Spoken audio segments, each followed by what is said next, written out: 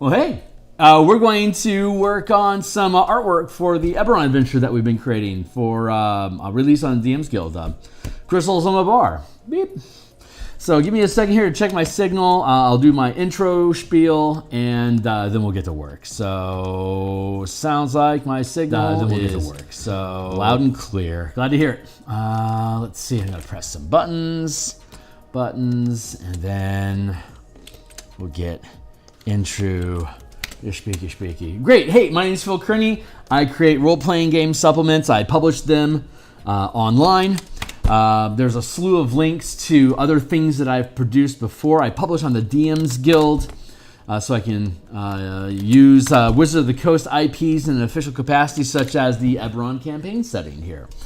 I am online 6 days a week, and I'm either designing new mechanics for upcoming supplements, or I'm doing page layouts, or I'm doing artwork. And today we're going to do artwork for a creature, an NPC, spot art and tokens that will be used inside of the adventure.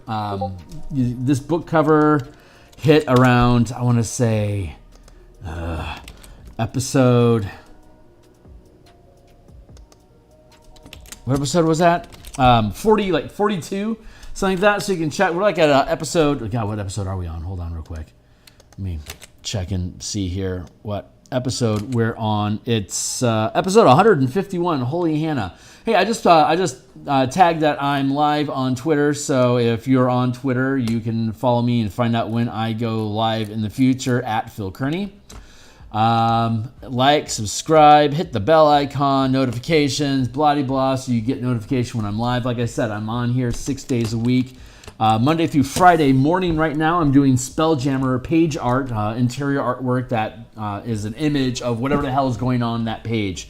That is the real strength of being your own artist when you're a TTRPG creator, because everything you create is going to be exactly the way that you want it. The big problem with AI is you kind of gotta build around. You can either not care that the art doesn't match at all, or you kind of have to like take what you're given and then build something out of that. And although I appreciate that creative process, this isn't a random table. So I want to make sure that the art that we create is going to be matching and appropriate for the content that's going to be on the page, so that it helps lock things together. Hey, Knack, it's good to see you, my guy.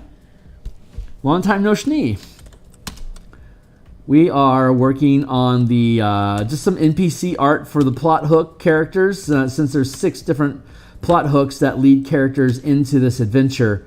The idea is to have images of each of the NPCs. So when you're looking at the plot hook lead source in the adventure introduction section of running the adventure, then this art will be alongside whomever is the appropriate plot hook that your characters are engaging in, along with, like, some of them get a map, others get like a magic item of some sort.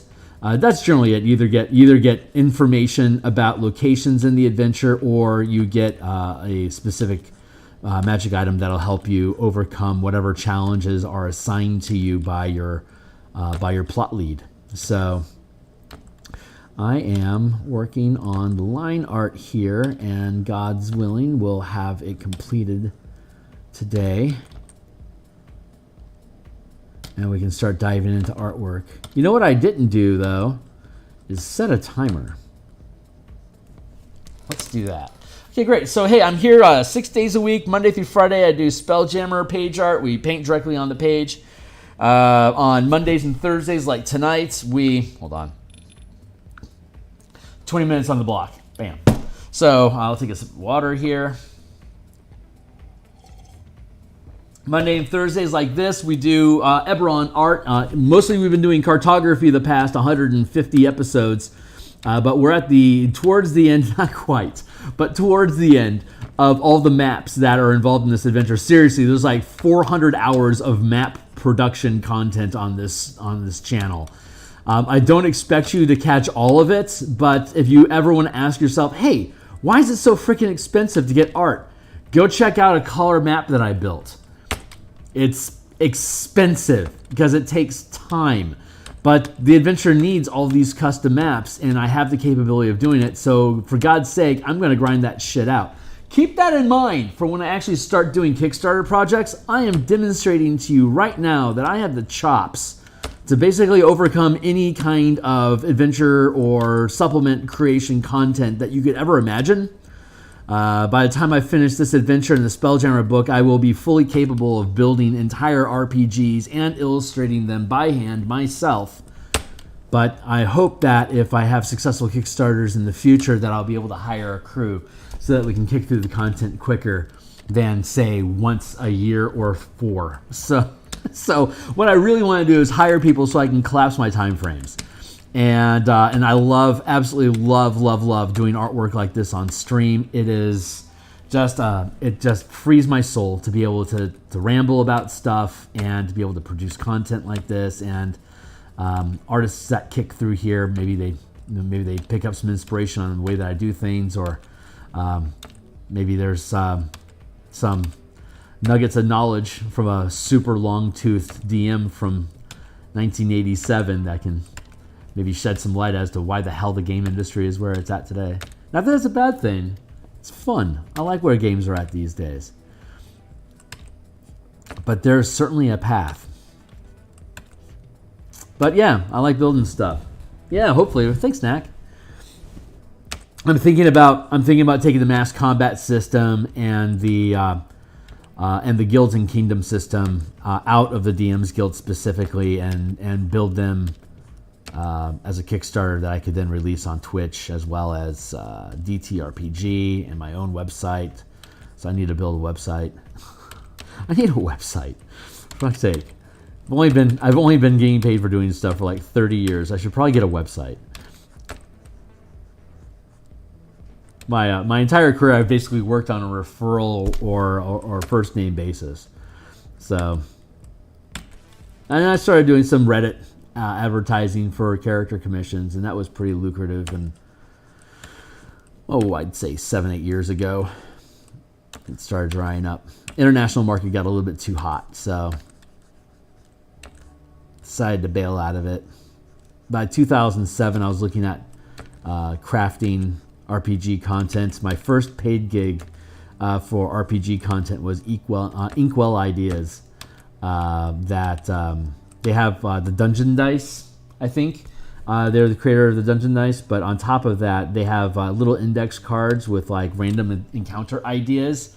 I did like maybe 150 of those for them. So they're basically like 300-word summaries of an adventure and then challenges that characters could face inside of the adventure in a system agnostic presentation. Like, here's an idea.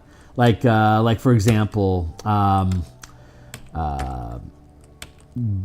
ghost-like entities are being found in a warehouse, and whenever anyone goes to investigate, there's burn marks on the walls, but otherwise there's no indication of anybody. But those burn marks are enough to bring in paranormal specialists to investigate. And at some point, it turns out that there's thieves that have been operating on this place, and they got a hold of either magic or technology that would allow them to phase through walls to be able to perform heists. And the technology would leave burn marks behind. So at first, it just starts off as this warehouse, but over time, if the characters don't resolve what it is fast enough, larger targets are selected for robberies, like banks, and then like assassination attempts at public figure offices, and it just escalates. So the team has to figure out what happens before the threat gets more and more serious. It's like little things like that, stupid little things. Oh, thanks. Yeah. Again, the Mass Combat System and Guild Kingdom system published for a Kickstarter would be awesome. Yeah, it would be. It would also allow for a very long, like to get paid up front to be able to have a long tail design like this. But if I did a Kickstarter, there's no reason why I wouldn't be able to, say, build Dragonlance out and just reference the Kickstarter.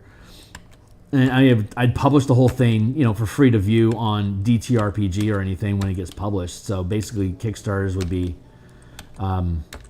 I'd have to come up with kicker stuff for them. But generally, when I publish something, it's 100% free preview because I believe people will back me because I build good stuff, and I don't want to hide my mechanics behind a paywall for you to buy it and then realize actually this isn't anything like I wanted, and then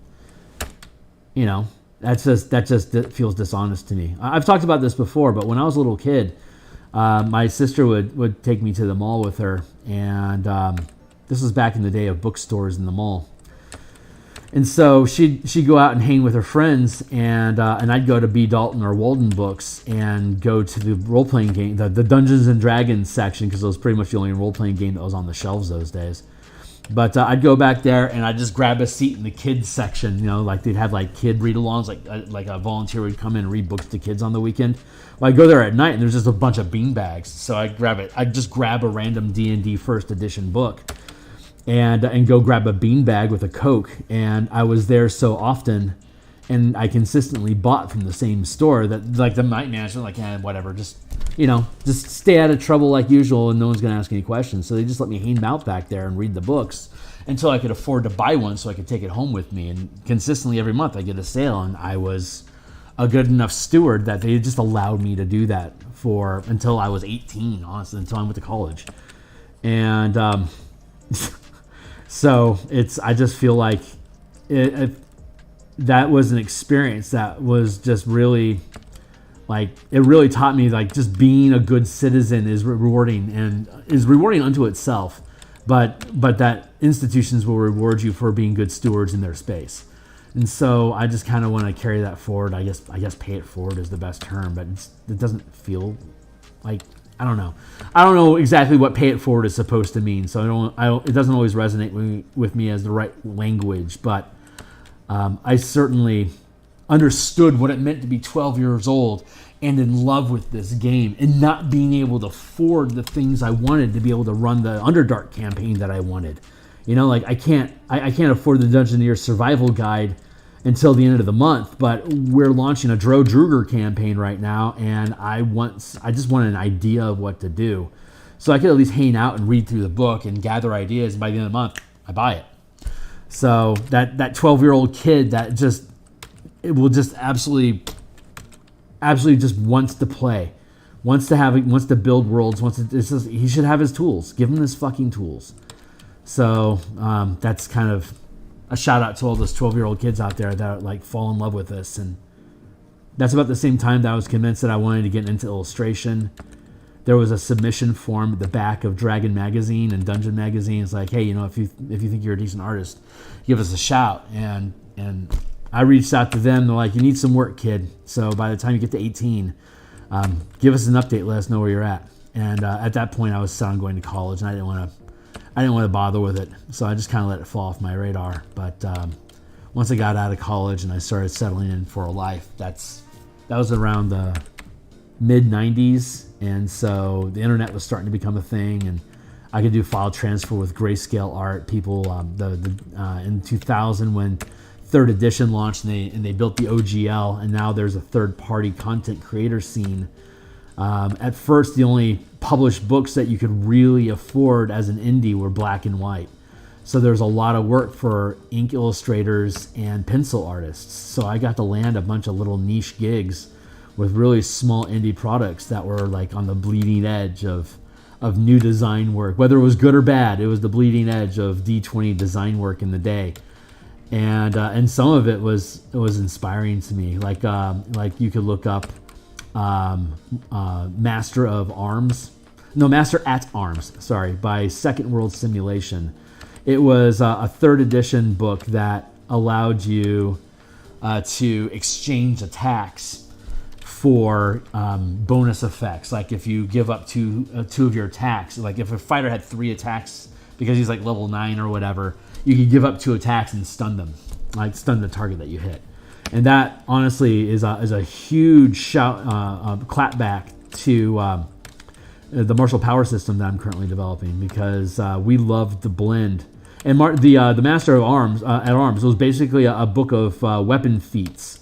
Like if you want to do stuff with the trident, you can. It was basically a fighter class. You just gained a feat every level. Every other level you could pick any feat you wanted, but on the odd levels, you would pick a weapon-specific feat. Like a trident was both trident specifically, a piercing weapon, and a reach weapon. And they had stacks of feats for stuff to do with piercing attacks, reach attacks, and then the trident specifically. Like one of them was give up an attack, you can skewer your opponent, pick them up and throw them like an alley-oop. But it's a trident, so it's a really sturdy item. So like that makes more sense than maybe like a pike would. But like a pike, like you could extend, like if you wanted to give up an attack, you could do a lance, like a wind up and launch your pike forward, so you get an extra 5 feet of reach, or an extra 5 feet, however many attacks you gave up to get that extra alley-oop. And obviously with the martial power system I'm doing, I've converted that idea into like spending mana instead of attacks. But the fighter that I have, you can surrender attacks to gain bonus temporary mana that you could then spend on strike effects. So like big shout out to Second World Simulation. They gave me like maybe 15 illustrations of different feats and class features and weapon stuff. And that was probably my most fun gig. They had like natural attacks for like claws and teeth, like rending and tearing flesh, causing bleed damage, or like to reduce move, like to slash somebody's hamstring with your teeth, and so you'd have reduced movement until you could like heal or whatever. I don't remember specifics, but it was like that kind of shit. It was pretty cool. Hey Nitro, what's up? My person who usually hosts my campaign for this is sick right now. Dreading whether I'll need to cancel for this week. The birth of martial powers. Those days, it still is. Right on. Nitro, sorry to hear that, man. A canceled game sucks ass. I've had a once every. I think I don't know how often you play, but I have a once every other week game, and I swear every other week games get canceled more often than any other block of time game there is. It's like it's just frequent enough to be something you have to pay attention to, but it's just infrequently enough that you don't. So there's always scheduling conflicts, and oh shit, I got a blank.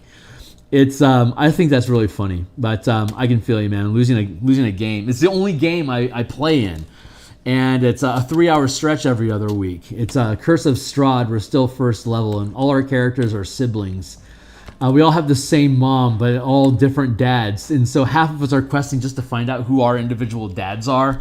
And the DM has promised that he's going to make all of them enemies inside of the Curse of Strahd game. I'm like, oh, that's going to be fucking fun.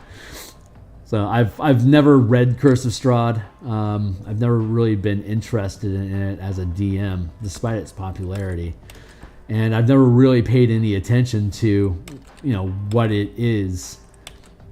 So I'm still completely ignorant on the storyline of it, and I am completely happy about that because we're having a blast. We killed a dragon last session, and it was great. It was fun.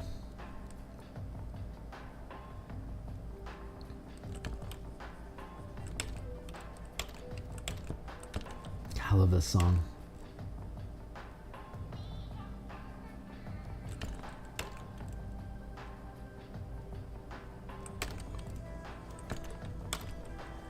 Of the other.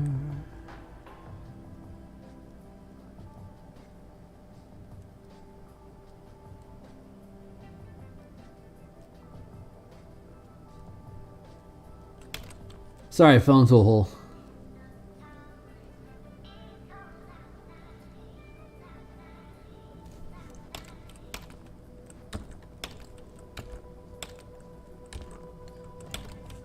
I see text. Hold on.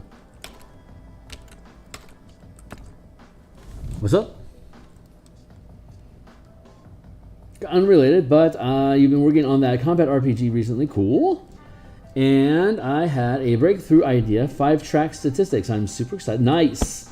And it could explain it if you're down.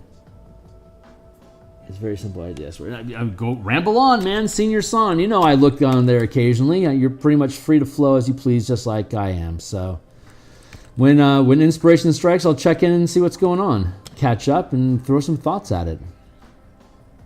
I reckon the only reason you'd share it here is because you're open my thoughts on it.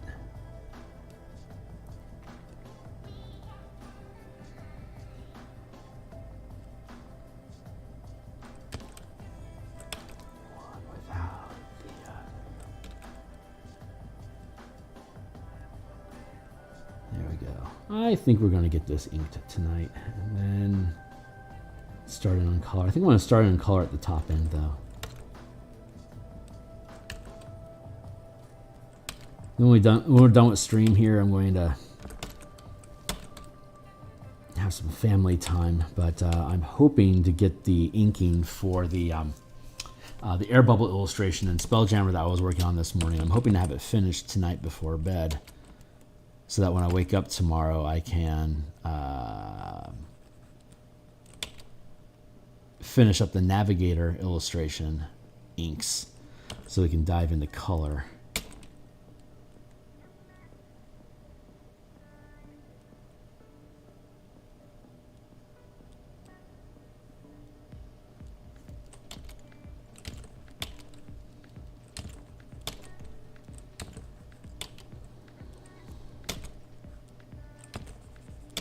The pilot's coming along well. I've got the anatomy fixed. I'm pretty happy with the face, but it's still needs some perspective work and some color cleanup. So once I resolve the line art for the air bubble illustration of the princess, as well as the Orrery Navigator image, then we'll loop back around and we'll just color the pilot and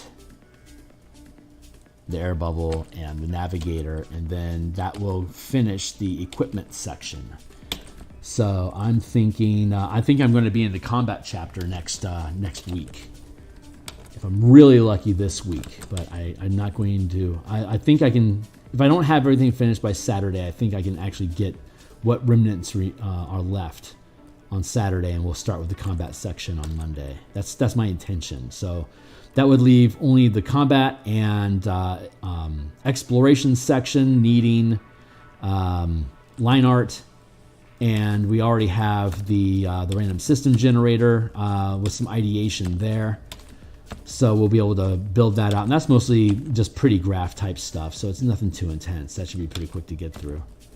It's like maybe another 20 illustrations for the Spelljammer book, and then we'll be in the Light of Xeraxis section, which should mostly just be tokens and diagrams. So I think we have a decent shot at having the Spelljammer book published by the end of September, which means that this Eberron project will become our morning feed.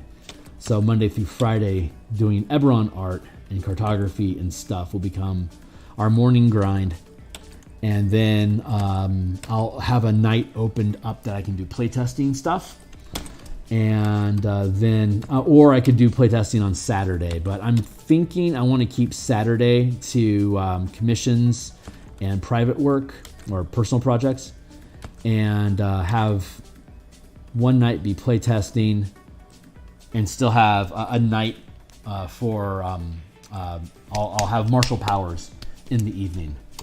And so that means that Tuesday lunch and, like, say Thursday night will be martial powers, while Eberron will be Monday through Friday in the mornings. Saturday we'll still be a personal project. Yeah. So I am pretty damn excited.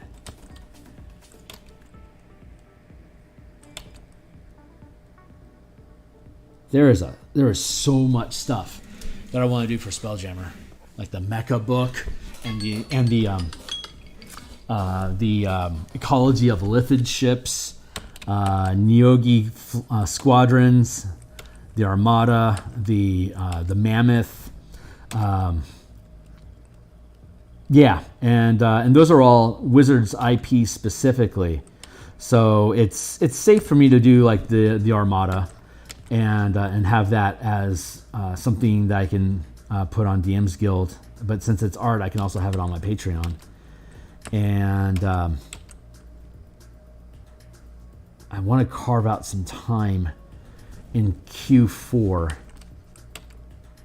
I think to actually maybe get serious about doing stock art. It's daunting, and I don't like the idea of going that professional, but I've done a lot of art, and I don't really sell any of it, and I think I can probably build more momentum towards a Kickstarter campaign if I do start doing that. So I gotta start acting like an adult, I think. It's time for Phil to grow up. Become a businessman. I pray it doesn't wound my creativity, but I'm going to have to find some time to carve out doing business stuff. Like right now, it's all just shits, giggles, and production. You know, I don't have a lot of business machinery that goes on back here. So all the time that I spend is purely on creation. But I know that once I start doing business stuff, about 30% of my time is going to have to go into business administration, as well as production, packaging, materials, and potentially advertising. And I'm not excited about that, like even in the least bit.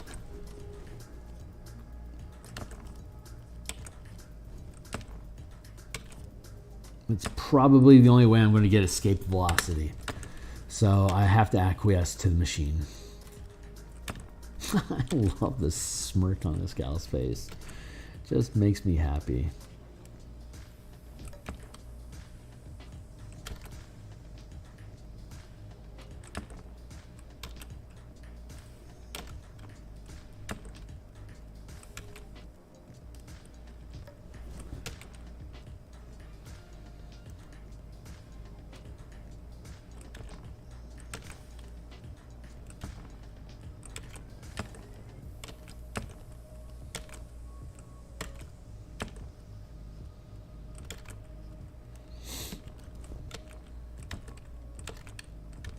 There.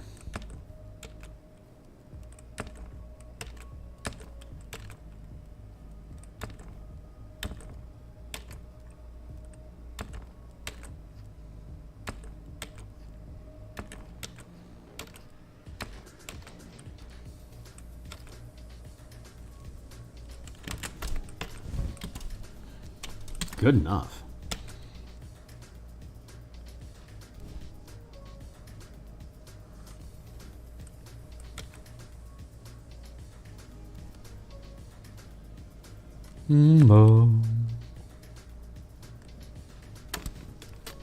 This song reminds me of I forget who the artist is, but I believe the song is called Forest of Trees.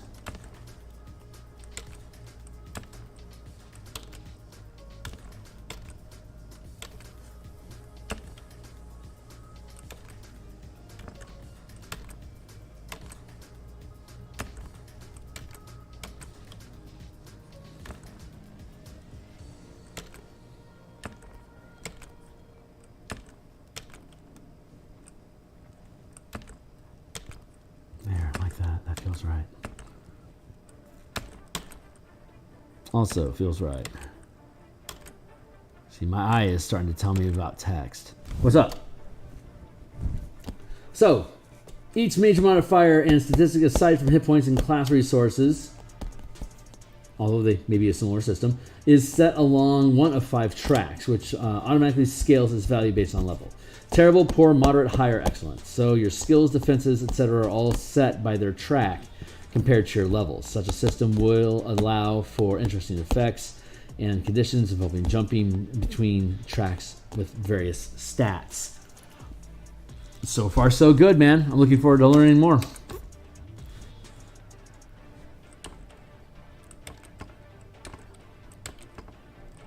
That vaguely reminds me of my resource system for the Guilds and Powers, or Guilds and Kingdoms book, which is you have X amount of resources, and when you compile and when you gather enough resources, you gain a proficiency die. So, like if you have 25 resources, you have a D12 proficiency die.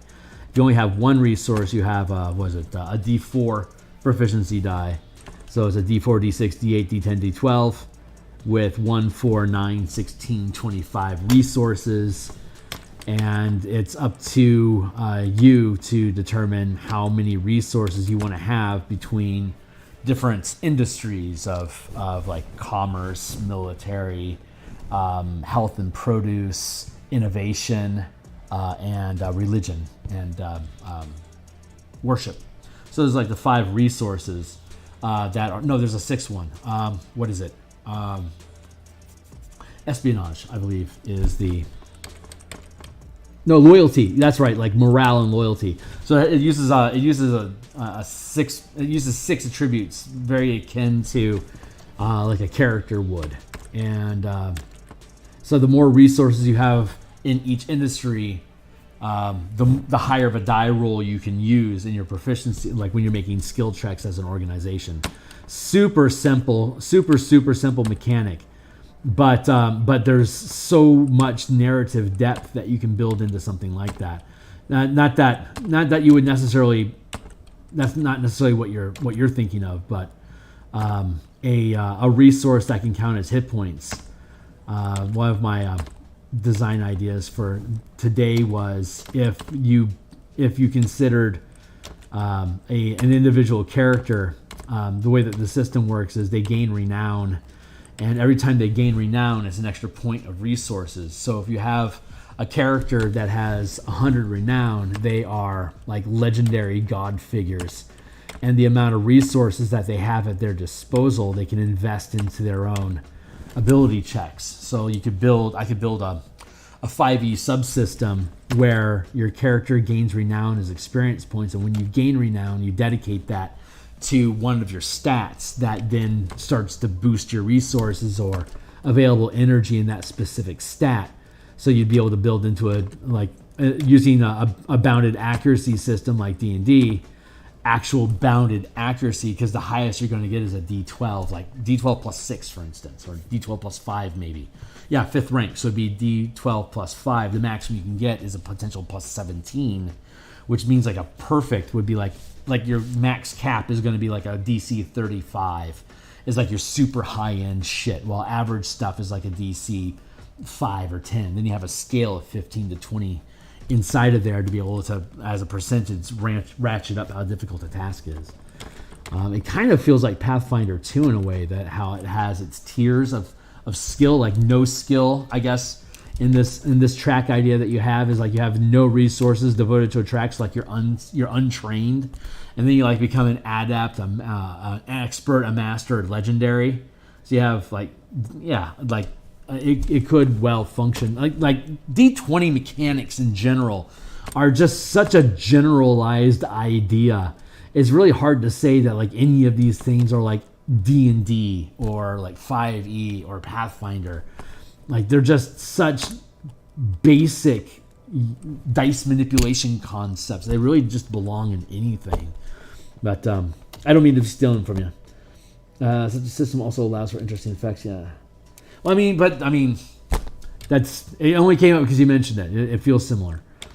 But yeah, you can take an individual character, and so like if your Thieves Guild devotes, say, 16 resources into loyalty, that's going to be able to get you a 4th tier character, which translates to a renown score of, if I recall correctly, what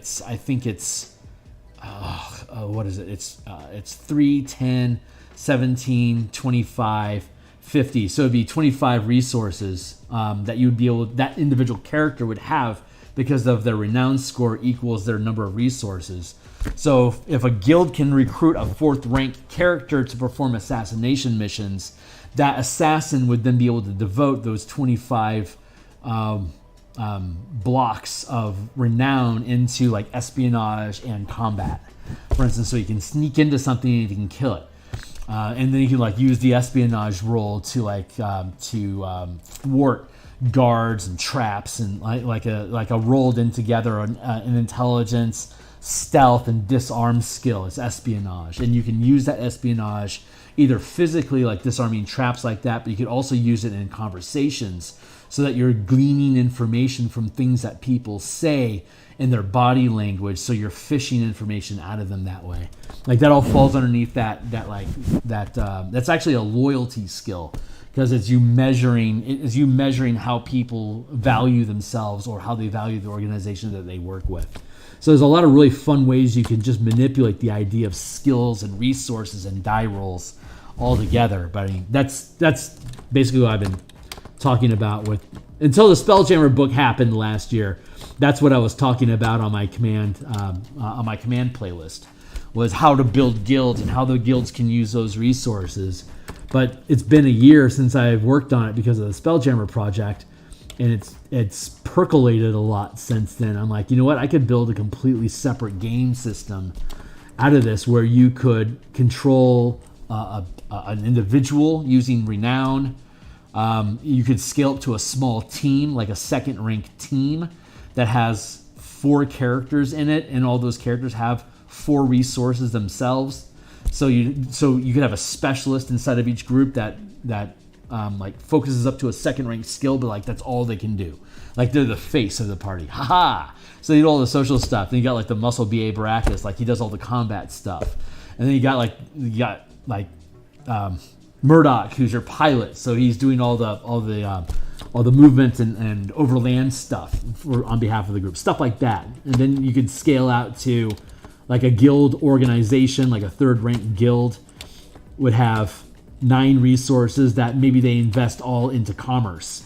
So they have 9 ranks worth of stats they can dump into either D4 rolls or like group 4 of them together into a D6 die roll to make skill checks to try to set up supply chains or to make business agreements with other guilds and organizations so that they can leverage more resources from other groups. So you can create this web, and if you span out the web enough, you have a conglomerate or a nation, and then you can control an entire nation with that same idea. Like if your nation is only a 2nd ranked nation, then it's only going to be able to demand taxes from organizations that are 2nd rank or lower.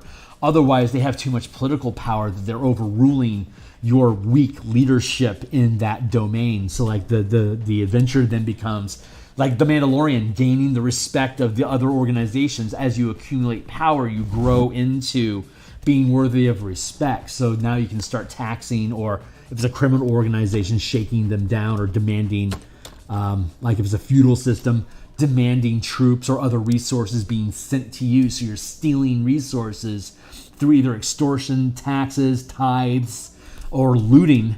You can just steal resources with combat or espionage. So there's a whole shitload of fun ways that you can scale in and out of the organization the same way you can scale in and out of combat with the Spelljammer book. So that's why that's why the armies, guilds, and kingdoms all work together, because they're all working on that scaling idea of the closer you get, the more individual it becomes, the more of an individual personality you have. But the more you scale out, the more of an organization, or you could even scale out to an entire planet inside of a cosmic system.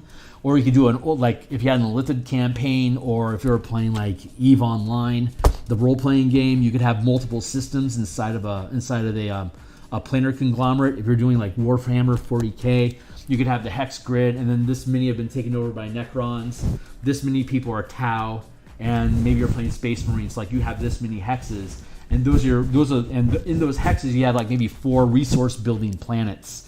So then you have to decide, how can I defend those planets from these 2 other armies that are also accumulating resources to be able to attack each other. But at any time you can zoom in. Now you're dealing with an individual fleet of Tau versus 40k versus Marines, and then scale in again. Now you're on an individual Starcraft, and you scale in again. This is the boarding team of Ultramarines that are going to punch a hole through the Tau carrier ship so that they can blow it up from the inside because it's too well defended. So they can just throw a fighter craft through the door. But I mean, I'm publishing Spelljammer first. But once I build the Guilds and Kingdoms book, I can then reverse engineer the combat out of characters into squadrons and fleets and stuff. And then it could be a system neutral thing. All you got to do is just tack on whatever flavor you want for like Stargate or Star Wars or Starfleet, whatever you want to do, Babylon 5, or, But Spelljammer will already be out there, and that'll be like the proof of concept. It's like, I'm just going to do this again, but I'm going to make it system neutral as like a sci-fi thing. You know. Anyway, I'm geeking out. Forgive me. I'm on a tear tonight, and I can see that my hands are doing a lot of talking, not arting. And when I get excited like this, that's what kind of kills my production on stream. I can't help it sometimes, though. Grubby little kid. But he's got jam on his fingers.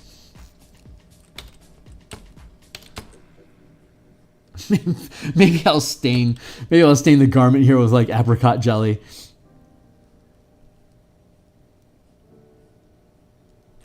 But yeah, that's the idea about the Kickstarter.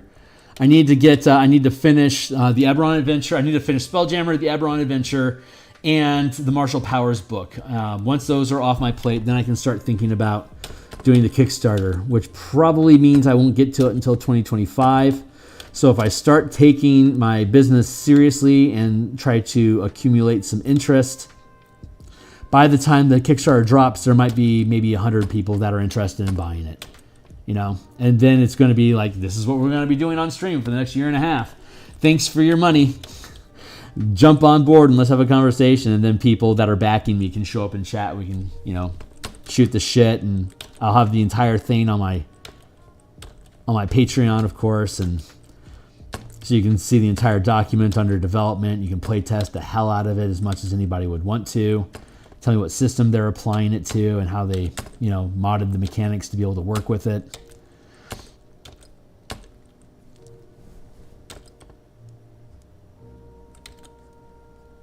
But we'll just keep doing what we're doing. The goal is to get paid first and then complete the project. Currently, because I don't have any real base of support, I have to build the thing first, and then I hope somebody buys it. But I was doing some. I was for the Color Mana books that I built. They're in the link down below under the Spell Point variant rules. I did some streaming for those, but it was on Twitch, and ultimately they got erased, and they were. I was using licensed copyright music, so I got pretty much banned from being able to make any money on that account. So I decided to switch, you know, to learn my lesson, switch over to YouTube. And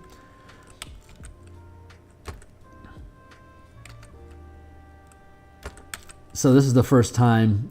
These are the first books that I started with them with the Elemental Key book, doing artwork on that. But the Martial Powers book is the first example of me building something front to end on stream, and this Eberron adventure is the first adventure that, I've ever published, but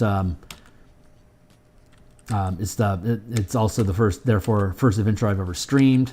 It's like the cartography and all that stuff coming through, and once the actual book the edits are finished with that, then the page layouts, see how it's structured and all the blah, blah, blah, blah, blah, blah, blah. So I don't mind staying in the relative quiet of the DMsGuild while I finish these pieces, because they do become proofs of production that will hopefully instill trust in any newcomers that haven't been hanging around for a couple of years, knowing that I'm in for the long haul. So, but that's anyway, I'm rolling back into it again, but I'm really excited about that. It's starting to lock down more and more clearly for me. That's why that's what I will be doing. The universe may decide to switch that on a dime, of course, but that is where the energy is leading me currently. I'm really excited about that. Anyway, enough about me. Let's talk about me. No, what I mean, I'm not sure it exists already, but having a sort of puppet organization of a low rank org being supported by a high rank one would be cool, kind of like the help action. Yeah, well, the way that it's currently structured to do shell organizations like that is a company, one organization takes a chunk of the resources that they have. I mean, it takes 25 resources in the same industry to get access to a D12 die roll when they're making checks on that. But they could also, instead of using those resources to get skill dice, they could instead take those dice and break them off to build another organization that they have control over. So they could then have their own organization with its own resources, but it carves off a chunk and builds another organization that can also grow independently of their own. So this is the parent corp, say, has 75 resources, and it only wants to be really good at, say, loyalty and commerce, right? Like maybe it's a media mogul or something like that. And so it creates propaganda, which is a loyalty resource. And it has monetized it by offering advertising, for instance. But then it breaks off and say it gets, it wants to have, a black ops team that can go blackmail politicians or celebrities to get them to stay in line with the messages that they want to be able to project. Then they would tear off a chunk of those 75 resources. Maybe they take 25 of them and use those as seed funds to create a Black Ops Dark House operation, right? So then that Black Ops has 25 points of resources that have been donated to it. That allows it to qualify with 16 resources. It can potentially, if it only does combat, it would have enough 16 for 4th rank combat. And that leaves it with 9 points left out of the 25, so that's enough to be a 3rd rank espionage organization, for instance. Or maybe it goes 4 ranks in espionage, so it's really difficult to see their movement, but they're not as good at killing people with only 3 ranks there. And then, again, you could zoom in there. So then you could have a team that's split between the parent organization, like one of the characters could be in the parent organization that's gathering resources and feeding information to the team. And if you did it heist style, you could do a flashback where you're taking a chunk of those resources and you're investing them in the task of doing research. 1 day per point spent, and at the end of that, you have 9 points that you spent. That's going to allow you to have, 9 inspiration dice to use during the heist. That sponsoring intel characters feeding to the kill squad. So that character might not actually even have a character in the party, but is feeding dice almost like remotely or through flashback. I trained you on this part of the mission when I knew that there was going to be guard dogs. This is why I gave you that dog spray. Use that and you'll be invisible to their sense of smell. Then you blow a point of inspiration to be able to gain advantage on your stealth check against dogs or whatever. And if you're successful, then you get past the dog without problems. If you fail that, then you have a complication. Maybe then you could outright spend a point to end that complication, but maybe you only have 3 of those over the course of the entire adventure because you're only 3rd rank. And now we've successfully broken down Blades of the Dark as 5th edition, in 5 minutes? So you can do anything with D20. It is the most amazing system ever. And it is so good. So good. And when they announced keys to the vault, I was kind of thinking that'd be a fun little thing to do. It was kind of rude of me to flip you off. I'm sorry. I wasn't flipping anybody off in particular. I was just expressing how not big of a deal it is to, you're not that hot if you're creating a new RPG. It's what are you doing with it? What's your inspiration behind it? Is it smart? Is it useful? Anyone can, even Wizards is trying to reinvent themselves, but everything they're coming up with is pretty far lackluster. They had a couple ideas that they stole from 3rd edition. They brought them up to 5th edition. That's smart. But it's not like they're breaking anything, Anyway, I think I got smug somewhere inside of there, and I feel bad about that.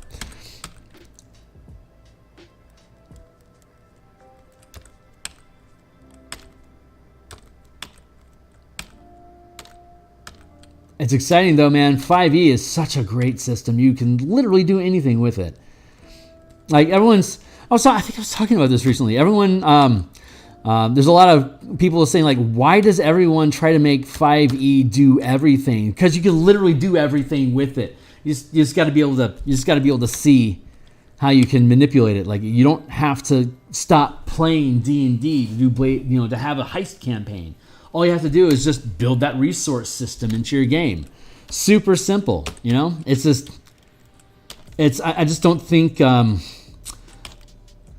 I don't think enough players these days or DMs these days really think about how much the campaign world could be theirs, and how much innovation they could play with. Like, and I don't blame them. Third edition, I stayed between the lines all the time, because honestly, there was so much content in third edition. I never felt the need to create anything, because there was like, just, especially once you start playing Gestalt, when you're playing two classes at the same time, building up your character to be ridiculously strong. Like, there was no end to combinations and power with the epic level handbook. There was literally no, like why do I need to invent something? I have yet to cap out the system. But I'm on my 4th level 1 to 20 campaign right now in 5e. Like, 5e has a lot of hard caps mechanically inside of it. Like, I've seen a ton of shit at the table with 5e. And there's nothing really new about it unless you start introducing your own content. So it's weird. I've never played an edition of Dungeons and Dragons where I literally was like, what else is there? You know, because their rate of production is so low, and what they produce doesn't have a lot of like actual crunchy content to consume and integrate into your game. So it's like, it's a super slow roll game. As a designer, I love that, because they'll never out innovate me. But as a player or as a participant in it, it's frustrating how little there is to what 5e, like the third party. Like, if Wizards didn't have the third party scene, I don't know how the fuck they would have gotten this far, because they don't have the resources or seemingly the will to really just push the game. I don't know, man. It's turning into a D&D rant. Sorry about that. I don't get it. It's weird. It's literally the only edition I've ever just gotten through all the content on. It doesn't count adventures. Adventures never count. I've got a backlog of adventures for past 30 years. I don't need another adventure. It's how the game is used to manipulate and interact with reality as a user interface. Not 5e is far more thespian in design than any other edition of D&D has ever been.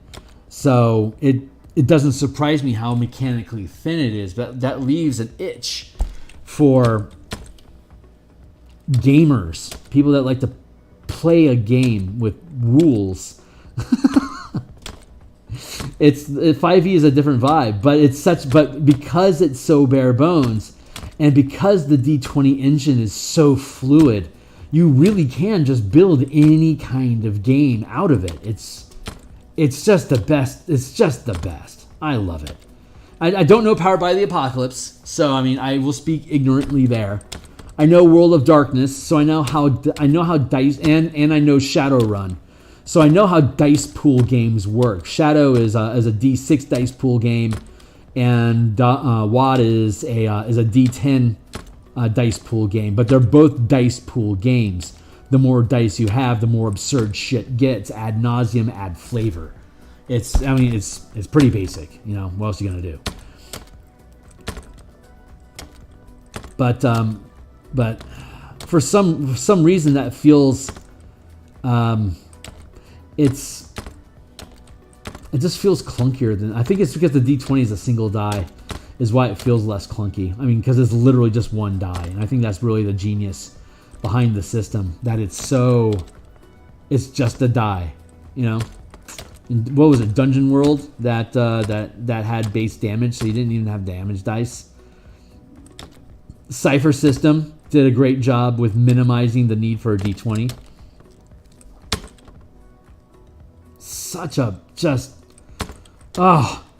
D20 games are cool, man. They is the bee's knees. I think that's because 5e doesn't really have any solid gameplay identity. The reason it's so malleable is because there is almost zero focus on any one idea, aside from a skew towards combat. Yeah.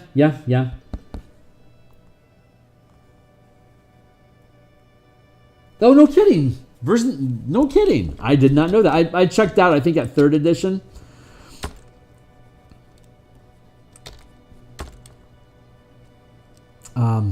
What did I say? It was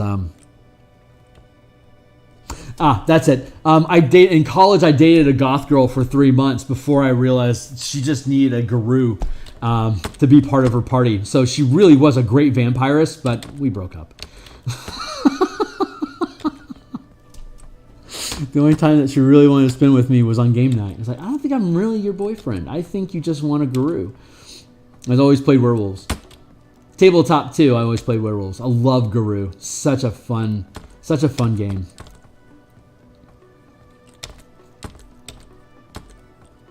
Yeah, werewolves.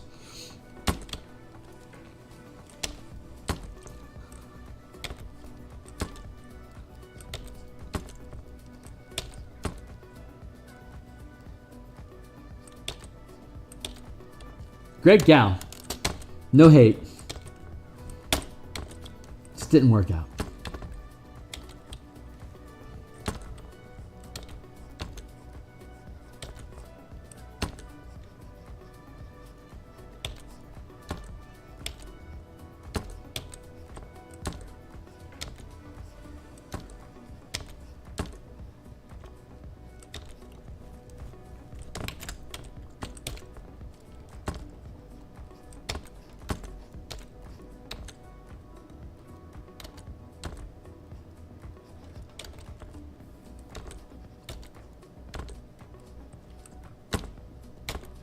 That's pretty good.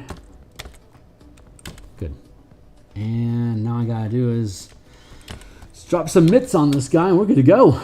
We'll put some color in today.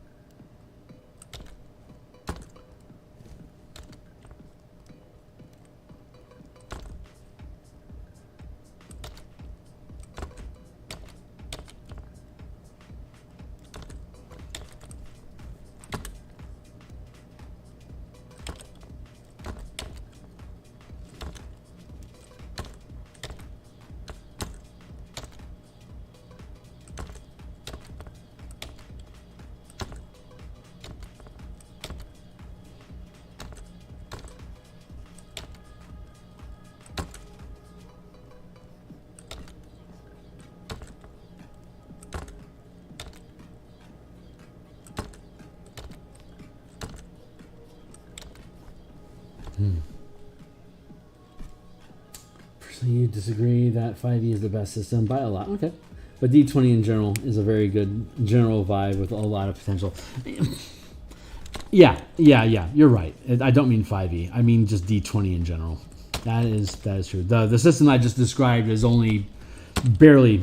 It's easily applied to 5e, but it can also be applied to Pathfinder. It could be used in Shadowfell. It could be used in OSR. It's just the D20 mechanic.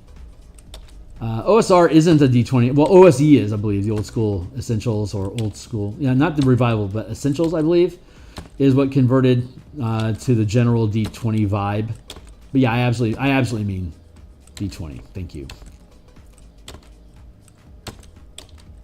Like Mutants and Mastermind, great game.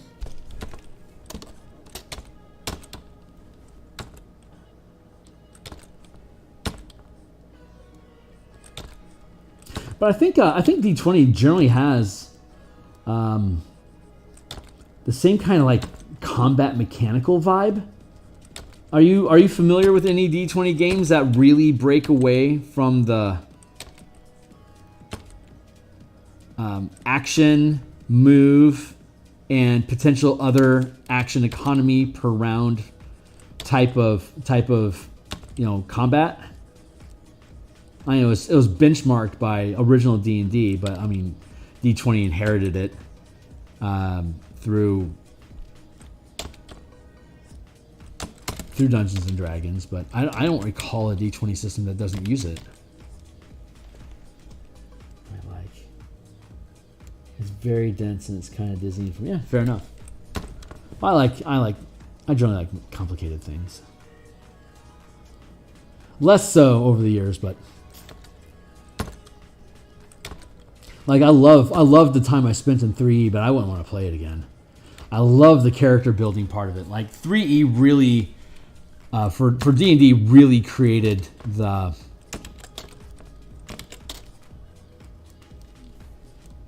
mini game of building characters, like from level 1 to 20. It's like, what are you gonna do from level? Because then in prior editions, it was like, if you're a multi-class character, then you will forever gain levels in both in any class that you multi into, but you have to gain experience for each of them.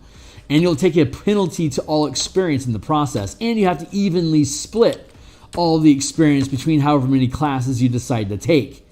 I remember I had a Dark Sun elf that was a psionicist, fighter, rogue, cleric of level 7, 6, 6, 3. And as the character just kept going, I'd keep stacking in more and more levels he evolved for like 3 years through college. So he was by far the longest running character I ever had. The Cody Lake Singer, part of the Water Hunter tribe. He was a Thri-Kreen Slayer using the Dark Sun campaign setting. He was a Kreen Slayer. They would set up traps for the Thri-Kreen that were constantly chasing their tribe. All elves were chased by mobs of Thri-Kreen. The Thri-Kreen never sleep, but they're slow. Elves are fast, but they have to sleep. So there was always this dog and cat and mouse chase where the elves would sprint away and then be exhausted, and then the Kreen would slowly catch up to them. And if there was any stragglers on the elven tribe that couldn't maintain the sprint and fell behind, they got gobbled up and were gone. That's how the old and the broken were thinned out of elven tribes in Dark Sun. God, what a fucking brutal campaign. I was running a 12th level team in Dark Sun, and the initial adventure they all died because we always started with the escape slave, get vengeance, build a nation, and conquer whatever you want sort of campaign idea. So you start off as a slave. It's always in a horrible condition, and this one, they just flat out died from dehydration. Like the entire team TPK'd. It took one session. Next session we had to roll up new characters. So then they became psi operatives in tier, trying to hide renegade magic user stuff from Templars. It was a badass mind ops campaign. It was fun. But Cody, he was my guy. He was my guy. It was great. He had eventually he got up to 8th level, I think, as a psionicist towards the end of his life. And so he was able to do biomanipulation, and one of the psionic talents that was in the Will and the Way supplement for 2nd edition. Basically, it would allow him to shapeshift at will. So I'd get I got magic rings. At one point, I got a ring of flight, and I burned off, I think it was like 7. I had like 92 psionic points in my psionic mana pool, and I burned 7 points permanently so that I could peel open my finger and have the magic ring bond to my bone, and then have my flesh grow over it. So I had magic rings on my fingers, but they were underneath my skin, so you had to be able to cut my skin open to be able to get to the magic items. So I had permanentized flight, and I just float around like Magneto. And I chase down tribes, or I chase down clutches of Thri-Kreen and just explode their heads with psionic power. It was pretty hardcore, but you were supposed to play mean on Athos, so just being a butcher of souls was just being good business in Dark Sun. I love that campaign. That guy died because we were using defense rolls instead of a set armor class. And during the big bad evil fight that we had curved into, I got hit with a natural 20. I was down to 15 hit points from the fight, and since it was an active roll, I would roll, and I rolled a natural 1. So it was his natural 20 versus my natural 1. Automatic death. So my longest lasting character was killed in a you cannot avoid this fate die roll. So I was like, well, I can't avoid that fate. Cody's retired, so I built a new character, and the team ultimately went on to defeat the evil guy, and we closed out the campaign. But from there, we built a rock band that would tour as like bards from city to city. So we'd have a set that we would play at night, and then we'd do assassination or espionage missions after the show, or before the show, or whenever, or if we could pull it off with illusions during the show. I played a Thrycreen drummer, so I kept my drum kit on my back, and I would use 2 of my legs for drums and cymbals, and I had my other 2 limbs open, but I could still kick around a little bit on 2 feet. So he was fun. And we had a mole bassist, and it was a dwarven bassist, and we had a mole guitar and singer, so it was a trio. It was fun. It was silly fun, but it was all framed in ultra violence of Dark Sun. All right, this is officially. Oh wait, I missed his hand. I gotta go over here and get this guy's hand in.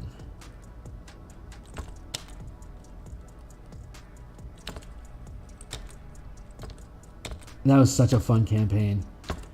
That was like back in like 95, 96, something like that.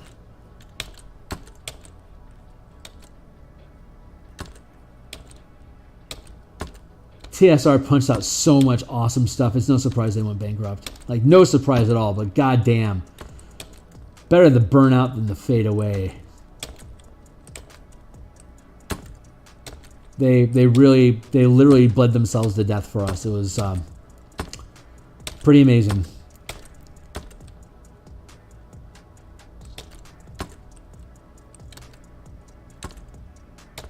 I mean, some will argue it was just massive incompetence and clerical errors and bad business decisions, but I choose to think that they bled themselves to death because they knew the company was going to go under, so they just went full forward with as much product and ideas as they could possibly get out before they had to shutter the doors.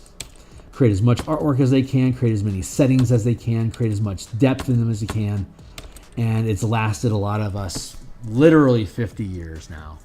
So it's been pretty intense. Just what a blessing.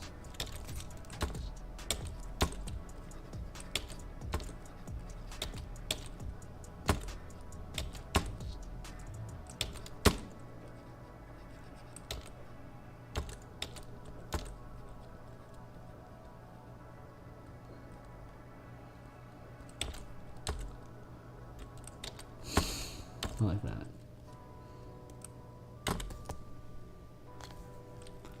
Things like family, I don't mind tangents. A tangent is defined when lines, like line from one object, line up peculiarly with another object. Like that could be a strand of hair, but it could also be folds in his garment. And the way that I'm probably going to end up coloring is it's just going to be a line that's going through his shirt, but it'll bleed into just a line. I think that's how I'll work it. Maybe I'll leave a little bit of line language left over in these guys. But there we go. Oop, you need some eyebrows, chum.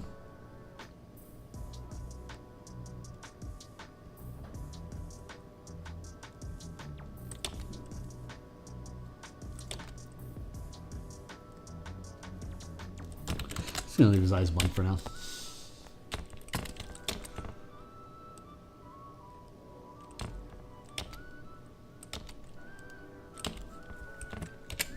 Yeah. Not bad. All right, so let's go back to the top.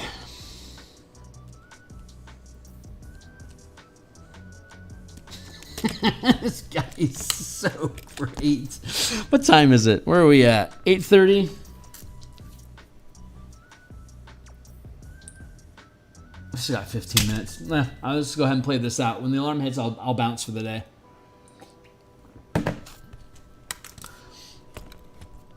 Let's see. What kind of references do we have crawling around inside here?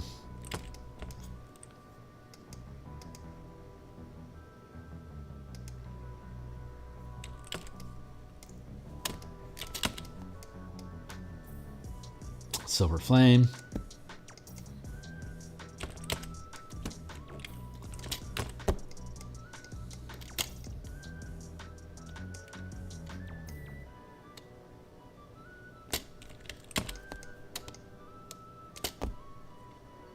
I believe.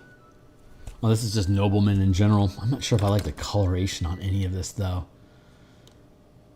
I think I can borrow from it, though. Oh, yeah, these are all Silver Flame things. God, that's a really cool piece of art. Holy shit.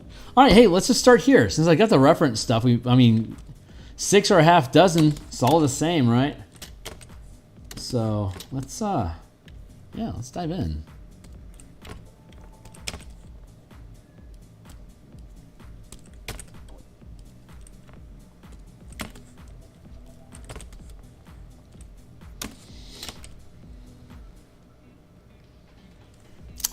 Hold on, I think I can organize this a little more cleanly.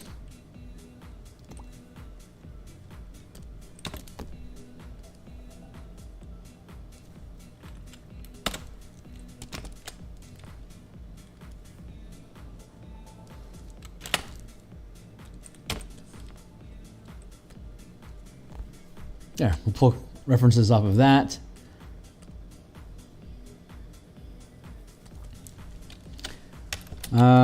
Inks, sketch,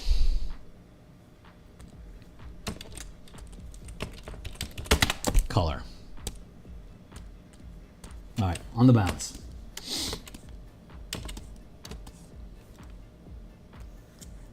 Anyone in particular we want to pull color references towards?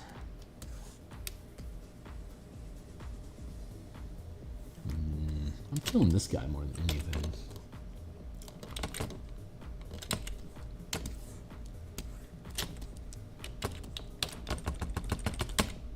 Dance! Shapoopy!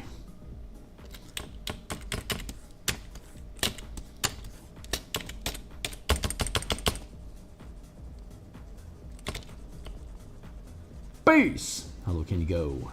Death row. What a brother know once again back is the incredible prime animal, the prime animal D, public enemy number 1. 5 votes said freeze! And I got numb. Can I tell them that I really never had a gun? That it was the wax that the Terminator X spun? Now they got me in a cell because a brother like me said, well, fair concept prophet that you think you ought to listen to. What do you say? What you ought to do is follow for now. Power to the people say. Pump miracle. Be the miracle. Black is back. All in. You're going to win. Check it out. Here we go again. Bring the noise.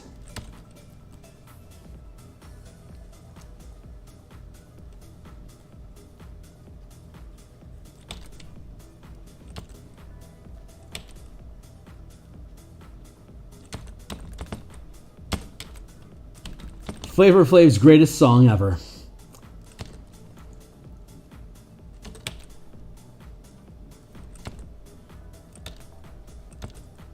I don't know how that's relevant to anything currently,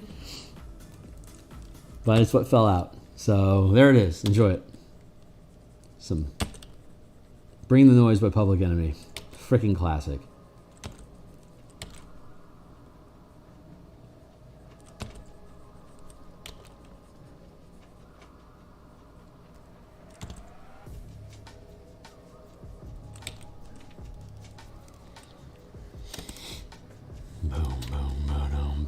Nice. All right, that's gonna work. And then let's go find some highlights. No, wait.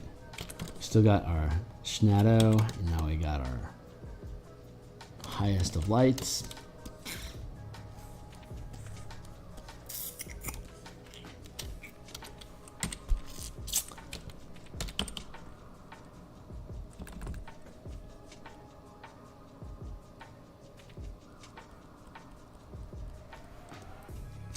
Getting a real Mediterranean vibe from this color scheme. I don't know if that's accurate or not, but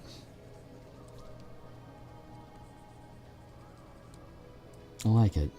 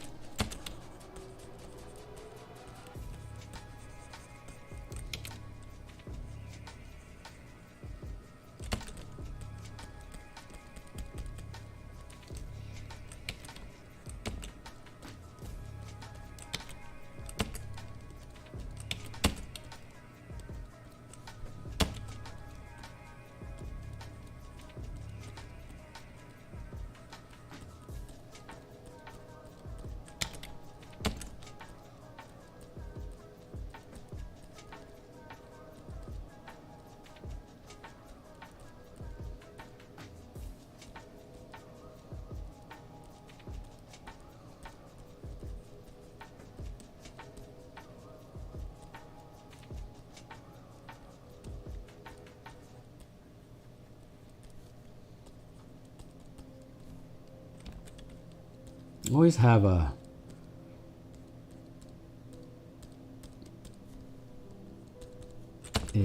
tendency towards strong-nosed women. I don't know what it is about noses, but apparently it's a thing. I said it. I think I have a nose thing. I'm okay with that. I'm comfortable with that.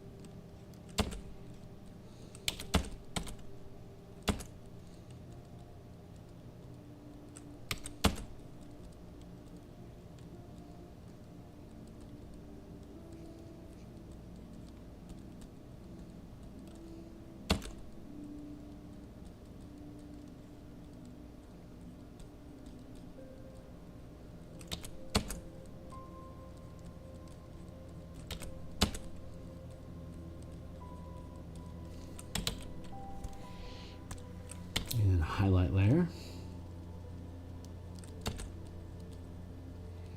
We're just sculpting with paint right now.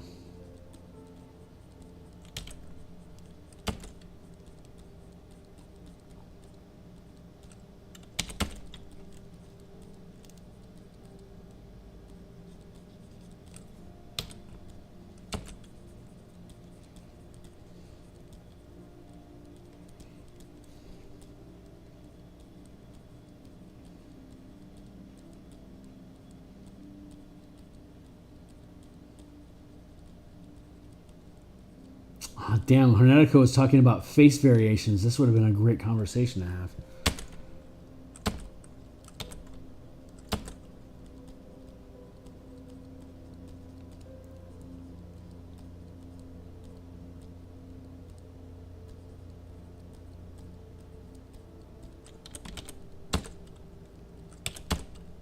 Darken that up, even though I have a separate layer going. God, I love how that feels. Feels so right. All right, I'm gonna merge these two light layers down. They're wanting to interact. I need to let them.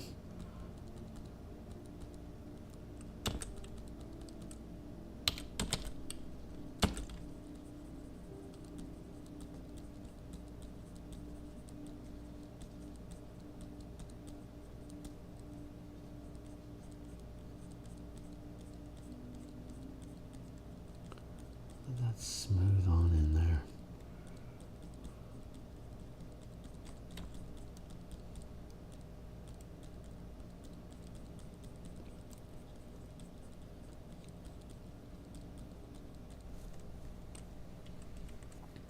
I'm going to finish this this layer here, and then I'm going to mess with some blood. There, I want to ramp that up so she has more cheek.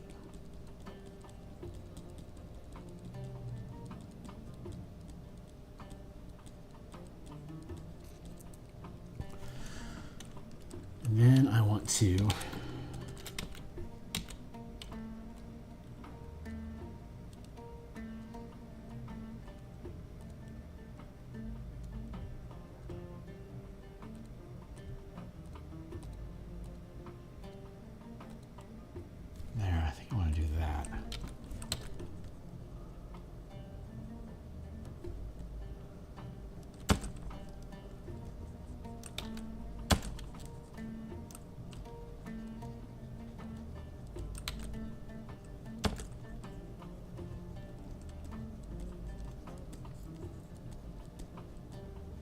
if there's anybody still listening in,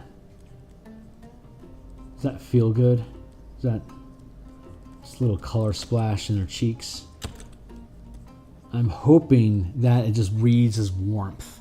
I don't know if it really does or not, but I'm trying to spike the red here while pulling down the green and the blue a little bit more so that it has the same general value, like gray level, as the base skin color, but has a little bit more red kick to it. I don't know if I did it right or not. So if there's anyone around, I would sincerely appreciate any kind of feedback, because I'm starting to try exploring actual temperature on characters, and there's going to be a learning curve. So anyone that catches this after the stream as well, or if there's anyone around, truly would appreciate.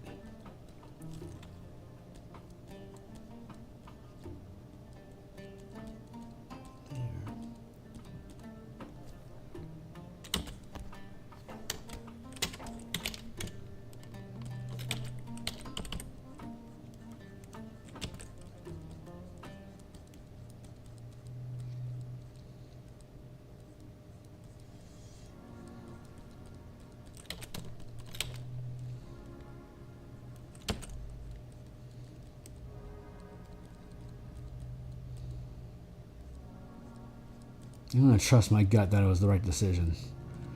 And it's easy to fix if I was wrong, but I'm just going to trust the muse that she knows what she's doing.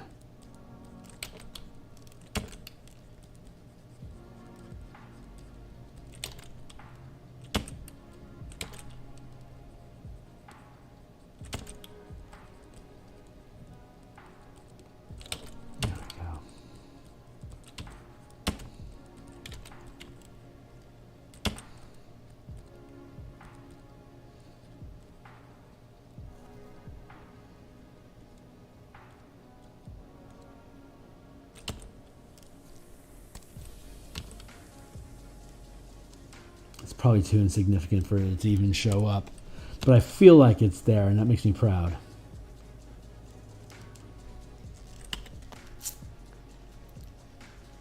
Right on, girl. Let's go with face. Oh, can you go? I'll go to there.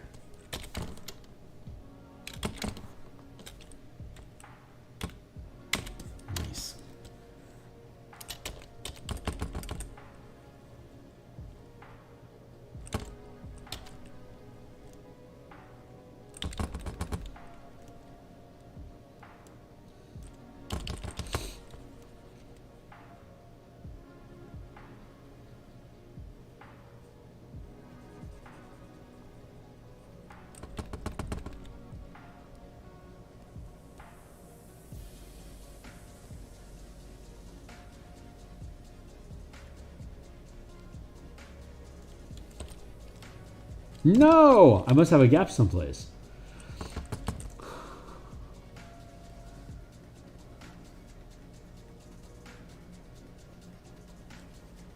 I'm thinking like Sigourney Weaver. Super tumbly. Hey there. Oh. You know what? I'm going to push my time a little bit. I can at least get some hair done, and then I'll cut it for the day. But yeah, I am getting to the end of my run because I need to do some family stuff and get some art done before it's sleep for me, and sleep is soon. So I will finish this out.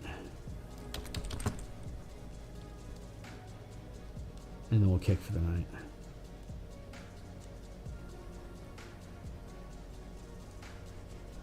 Anyone out there know? Let me know.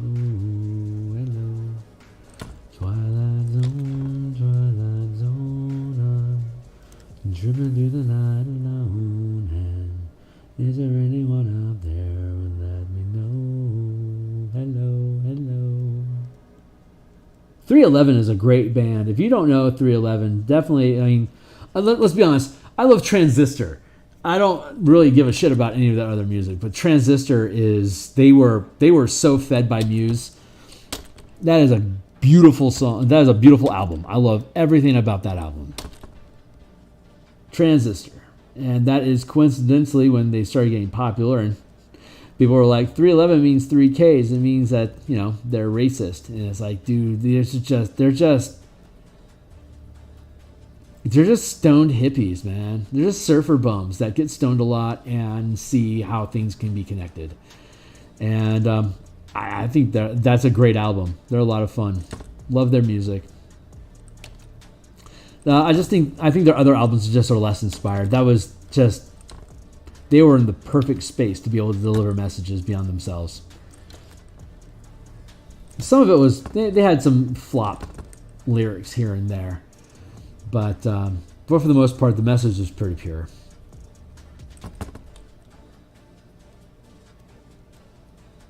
So I will forever endorse 311 as a band worth, that their heart was in the right place.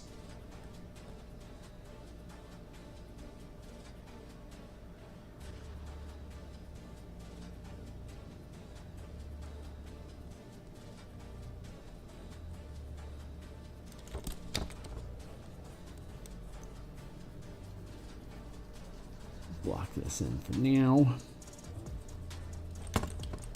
And we'll tag it with just a little bit of shadow and highlights so we know where to go. So we come back to this on Thursday. I'm looking forward to Thursday. Coloring is so much fun. I love the color. I love that I get the color.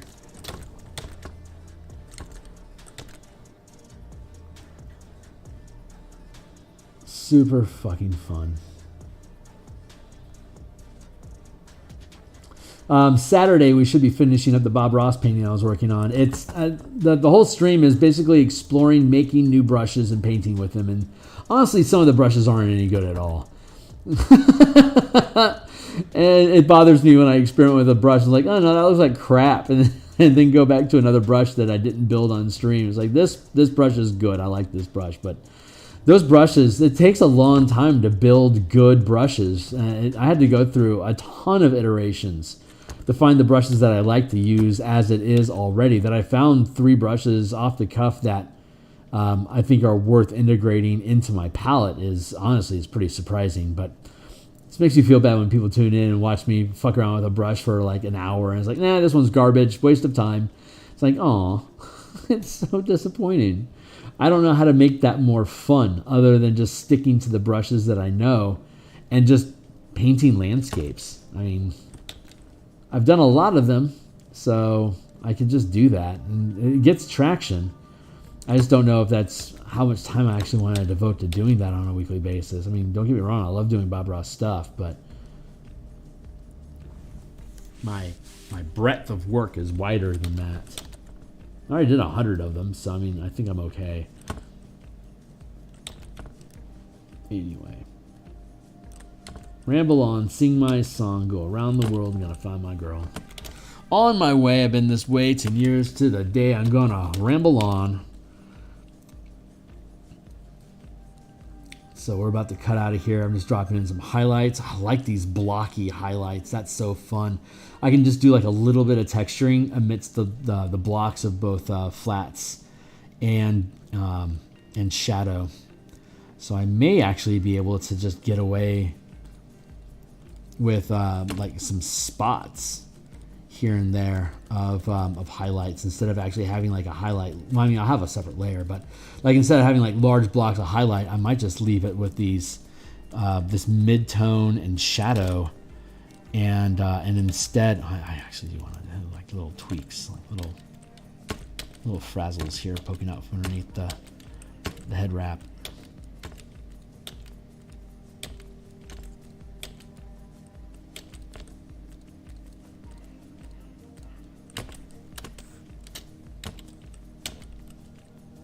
That's fun. I like that.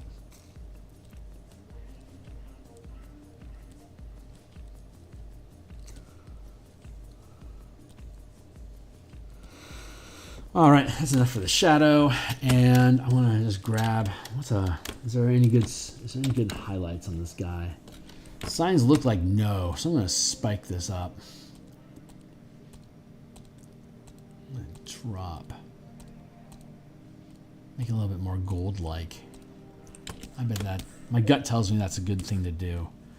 So we'll make a separate layer here real quick, and then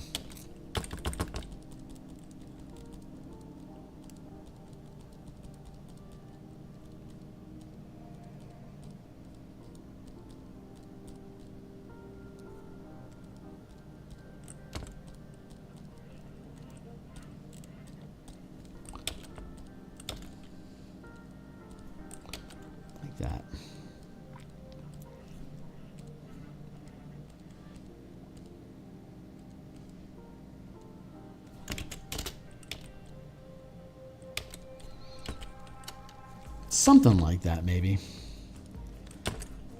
Let's smudge that a little bit. I need to get rid of the glossiness, that's for sure. It's too glossy. It needs to be coarse.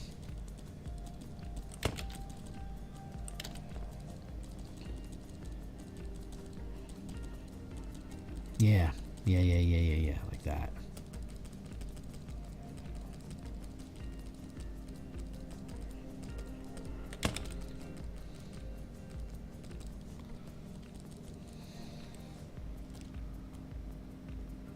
I can drop it a bit.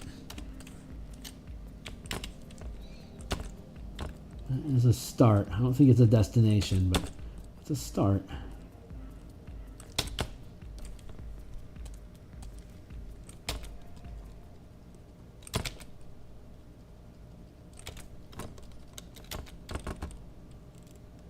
Trinity. All right, guys, that's it for the night. I'm going to go ahead and bounce outie. Thanks for hanging out. If anyone can give me some feedback about, I still need to color her lips and her eyes and stuff. I want to get the hair taken care of first to find what color will be complementary to the overall look of it. So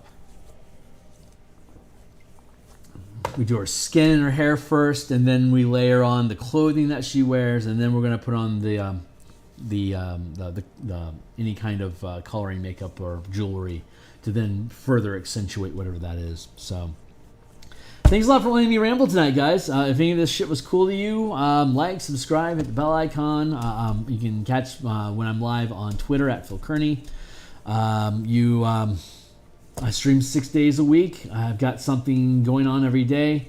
A lot of variety during the course of the week. A lot of RPG talk, but obviously I'll spill into any kind of topics. So if you think this stuff is cool, shout out at me. I'd love to have you around. And I will see you all on the other side. Thanks a lot.